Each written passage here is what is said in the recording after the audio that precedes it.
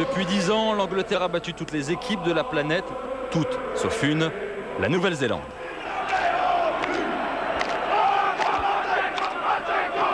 Alors, à un an de la Coupe du Monde, les Anglais sont bien décidés à changer la donne. Et ça commence plutôt bien pour l'Angleterre. Jonny Wilkinson, après 10 minutes, réussit 2 pénalités. Mais 5 minutes plus tard, les Anglais vont voir ressurgir du passé des images douloureuses, comme en 95 et 99, Jonah Lomu perd fort la défense anglaise pour inscrire le premier des 3 essais néo-zélandais. Lomu sera ce soir l'adversaire de l'équipe de France et surtout de Vincent Clerc. C'est un joueur entre guillemets mythique par rapport à sa position médiatique depuis quelques années. Mais c'est un joueur de rugby, c'est certes surpuissant, mais que je ne vais pas me prendre la tête avec lui vraiment. Il y a 15 joueurs sur le terrain qui sont aussi dangereux, voire plus dangereux que lui, parce qu'ils interviennent plus souvent dans le match. Et maintenant, on essaiera de le prendre du mieux qu'on peut quand il aura le ballon, quoi. Mais je ne vais pas faire trop une fixation sur lui.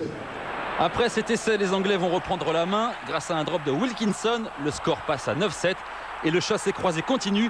La Nouvelle-Zélande inscrit 7 points de plus et reprend l'avantage 14-9. Et c'est marqué par Doug Hollett, l'autre ailier. Et à choisir entre Lomu ou Hollett, la réponse de Vincent Clerc peut surprendre.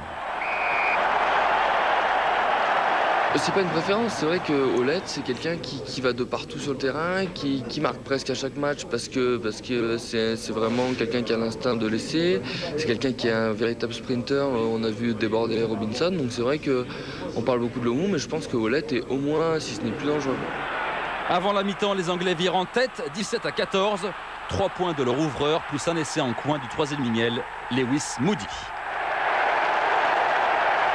De retour des vestiaires, le 15 de la Rose enchaîne avec un exploit de Jonny Wilkinson. Petit coup de pied par-dessus. Avec sa pointe de vitesse, il fait la différence et aplatit au pied des poteaux. Une situation dans laquelle pourrait se retrouver l'ouvreur du 15 de France. Je crois qu'il a eu le bon coup d'œil au bon moment.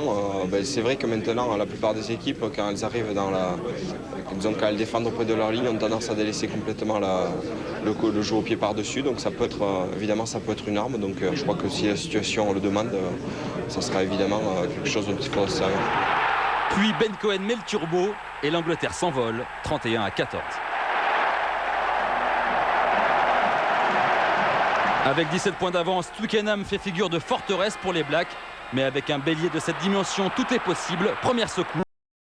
Jonah Lomu inscrit son 2e essai en force. Les murs du stade tremblent une seconde fois, 10 minutes plus tard. Longue passe vers Jonah Lomu. Oh, c'est comme ça qu'il avait marqué un essai en Coupe du Monde. Et il s'est relancé. Il rafute. Il se gêne les Anglais. Alors Lomu est passé. Encore un énorme tampon. Samedi soir, les Français ont-ils un plan anti-Lomu? Réponse de l'entraîneur. On ne peut pas faire de plan anti-Lomu, sans quoi ce serait donner beaucoup d'espace et beaucoup de liberté aux autres à côté, c'est ce que l'on disait. Donc on sait qu'il est dangereux, mais il faut monter vite, il faut lui réduire l'espace-temps, je dirais. Mais encore une fois, c'est un grand joueur qui a du talent, donc on va essayer, mais rien n'est fait, mais on va se donner les moyens d'essayer de faire en sorte qu'il ne soit pas performant. La Nouvelle-Zélande revient à 3 points suite à un essai du demi-de-mêlée d'Anili. Le score 31-28 pour l'Angleterre. En fin de match, les Blacks ont l'occasion de marquer plusieurs fois comme sur cette touche, mais Ben Kay saute plus haut que tout le monde. Victoire 31-28 de l'Angleterre face à une jeune équipe néo-zélandaise très performante. Les Néo-Zélandais dont on disait c'est une équipe avec que la moitié des titulaires, mais on s'est aperçu que le réservoir chez eux était vraiment très important parce qu'ils ont des joueurs talentueux, même chez ces non-titulaires soi-disant, et que ces joueurs qui ont une grosse carte à jouer pour la Coupe du Monde sont bien présents et seront bien présents au Stade de France.